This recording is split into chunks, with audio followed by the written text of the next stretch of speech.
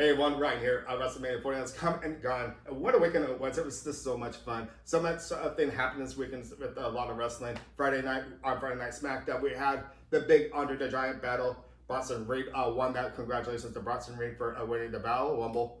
Later that night, we had the Hall of Fame inductees as well, too. That was fun to watch this as well, too. Then Saturday and Sunday, we had our night 1 and night 2 of WrestleMania 40.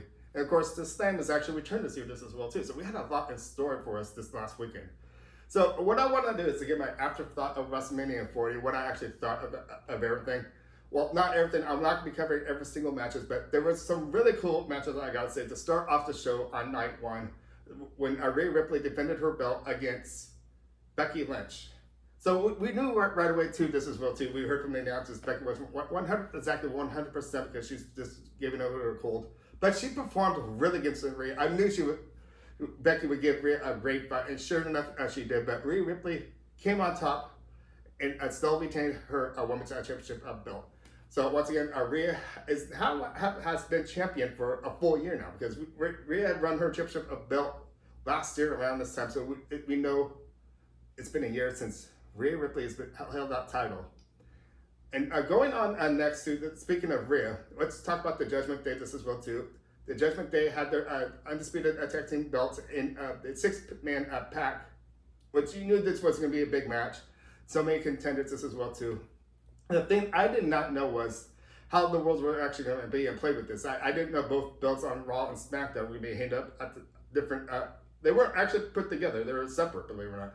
And I didn't know these worlds until the match actually happened, that whoever climbed to those belts first for each team, they would win those belts. But the match would still continue because both Raw and SmackDown were on both sides. So the thing that was really cool is the awesome truth is now your Raw championship belts. It's just really cool. R-Truth had his moment at WrestleMania 40. I don't believe he had never had a WrestleMania moment before, and this is really a good way how R-Truth actually got it. Winning the belt, become champion with The Miz. I believe they actually were champs before in the past this as well too, but this was a big moment for R-Truth, so I want to give congratulations to R-Truth, and especially The Miz as well, winning those belts. And we're over on SmackDown this as well too. Austin Theory and Grayson Waller won the SmackDown belts as well too, so we have 2 different teams that won those belts. Now the belts are actually officially split now, one on Raw and SmackDown. I was curious about this as well too, how they were going to resplit those belts and actually have those players actually be on the same show, because ever since they changed it in Undisputed, those Undisputed championship wrestlers would actually go to each show. But that's not going to be the case anymore. But Judgment Day does not have a title. But this is wrong though, because I just said Rhea Ripley retained her belt. But what happened on night 2, I believe? Yeah. The first match was Seth Rollins against Drew McIntyre. This match was a great match. And Drew McIntyre actually won this match over Seth Rollins. But the whole thing is, CM Punk was actually an announcer out there. We knew he would somehow interfere with this match in some way. But he didn't really, he did a little bit during the match, but not as much until the end of the match actually happened. I mean, I should say after the belt actually, after Drew McIntyre won his belt, he screwed Drew McIntyre again. What the heck? What happened here? Because what happened, you gotta remember Damian Priest had that Money in the Bank briefcase for quite a while. I think his days were up, probably coming pretty close to under 100 days to actually claim that briefcase. And that night he actually claimed it on Drew McIntyre for only being champion for 5 minutes. If I was Drew McIntyre, I'd be pretty pissed right now. But this is what happened. We have a new champion. Damian Priest is now, believe it or not, it's this belt he got. How's that possible? It's right here. Did I just, wait, hold on. I had mentioned with Damian Priest. He doesn't have that belt anymore. It's mine now. No, I'm kidding. Damian Priest is the new champion. I just recently got this belt. This belt's just so much of a beauty, isn't it? This sparkles this perfectly. Oh yeah, there is another match I do want to talk about, even though the belt did not change here. It's the triple threat match, Logan Paul, Kevin Owens, and Randy Orton. This was really a good match. I was kind of curious to see what was going to happen with this as well too, because Kevin Owens seemed to be friends with Randy Orton. But the funny way this actually happened before they started attacking each other is, I guess Randy Orton was wanted to start something with him, and all Kevin Owens was look at him and said, okay, and they start punching each other. Oh my gosh, that was so much fun. But it was more of a challenge when these two actually were actually getting, making sure they could actually win the belts, which did not, they both fell up short, and Logan Paul actually retained the belts. Okay, so moving on to our main event with Cody Rhodes facing Roman Reigns for the undisputed belt. As you guys probably see me change my head that direction. I haven't got there yet, but there's a particular reason why I just did that. But let's go ahead and talk about this match. Cody was facing Roman Reigns. This match was great, I gotta say. But before we even got to this main event, I even saw the time. I feel like it was around under 3 hours. And finding out that this match was actually going to be like almost close to 50 minutes or close to an hour.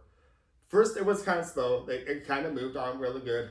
But you got to remember, too, this wasn't going to be a bloodline rule matches as well, too, where pretty much anything happens, of course. You could use tables, the chairs, anything, candlesticks, anything that's lying around on the floor, I guess. You even go out into the crowd this as well, too, which they kind of did a little bit just as well, too.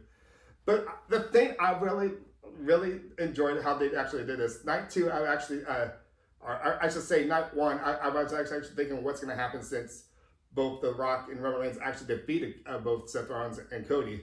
Well, how would they actually take this on night 2 with the Bloodlines? I was really rooting for Cody, and sure enough, this is what happened before the whole thing went down, of course. Okay, so let's get to let's see if I can do this in the right order. Okay, because there was complete mayhem coming to Roman Reigns. It first started off with the return of John Cena. Oh my gosh, because everybody was interfering with this match. Solo was coming out to interfere. Jimmy came out to interfere. Oh, that's the thing, this as well too. Jimmy and Jay. When Jay came out, this as well too. Both of them went off the ramp into a table. Oh my, this was complete chaos. They had a really good match on night 1, of course. But of course, after that happened, they were out of the equation, it seemed like. But Solo was still out there interfering with the match. Even though it's Bloodline rules, anything can happen. But this is when John Cena actually came out. Oh my gosh, the place just lit up. You knew that was going to happen. But just a couple of weeks ago, John Cena was on the Tonight Show with Jimmy Fallon. He said he was going to find a way and make sure that he was actually going to be at WrestleMania. And sure enough, he made a big appearance by coming out, fighting with Solo. But once they were both out, that's when the big moment actually started happening. John Cena was sitting in the middle of the ring. But what do we hear next? It's the new Rock's music. The final boss, I should probably say, comes out, encounters this big moment with The Rock and Cena. I thought something was going to happen with this. They never actually had anybody actually. They didn't make any physical contact. In other words, it was just a big moment. Everybody there at the ring was still completely shocked and wanted something more. But could we see a future match with this? I believe John Cena will probably get his last match. But before I talk more about that, this ain't over quite yet. This is the reason why I look to my right. John Cena was out of the ring. The Rock stood in the middle of the ring.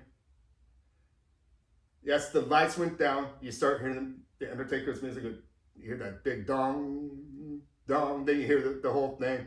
But you don't see him actually come out. When the lights came back on, this man was right in back of The Rock. It was completely shocking. I did not see this coming. I kind of saw Cena come out since I kind of mentioned what I just talked to you guys about. Him appearing on Jimmy Fallon a couple weeks ago, but I did not expect the dead man to come out. This was the big moment I thought when he actually chokeslammed The Rock. I was in complete shock. As you can see my reaction right now. Oh my gosh, this was an amazing match. But after that, of course, Cody and Roman, once again, we see them. And the big moment happened for Cody Rhodes as Cody Rhodes became the new undisputed champion. I thought this was really cool. This is a championship belt he has never had. And this is great. It's just this big moment for Cody Rhodes, and I'm so happy for him. Congratulations, Cody Rhodes, for winning the belt, undisputed belt. But what's going to happen next now? We don't know yet. These are my thoughts on the afterthoughts from WrestleMania 40. I know I wanted to get in that big highlight moment with this big main event on night 2 because it was really exciting the way they actually built it up. I thought Leave your comments down below. What do you guys actually think? How they actually approached the main event on night 2? What do you guys actually think? Was it something you really liked? Were you one of those people what you just saw from me just like, be really energized about it? Leave those comments down below. But hear what you guys gotta say. But anyways, I'm about to wrap this video up. But what's going to happen for next year? We still have not gotten an announcement yet where they're actually going to be yet. This is World 2 for WrestleMania 41. I think it's time to go to another WrestleMania. Because there's the thing I did not mention to you guys. I went to my first WrestleMania last year at the SoFi Stadium in LA. And that was completely awesome, I got to say. It's just one of those things that was on my bucket list. I was able to do it. And now I want to go to another one. So that's another question for you guys. This is World 2. If you've been to WrestleMania, leave your comments down below with the location where you actually saw it. This has been an incredible weekend. Anyways, I'm going to start wrapping things up today. My name is Ryan. Thank you for watching. Make sure to give those thumbs up, subscribe. And thank you for watching Ryan Vision. Now I'll see you next time for more wrestling talk. I'll see you guys later. Bye.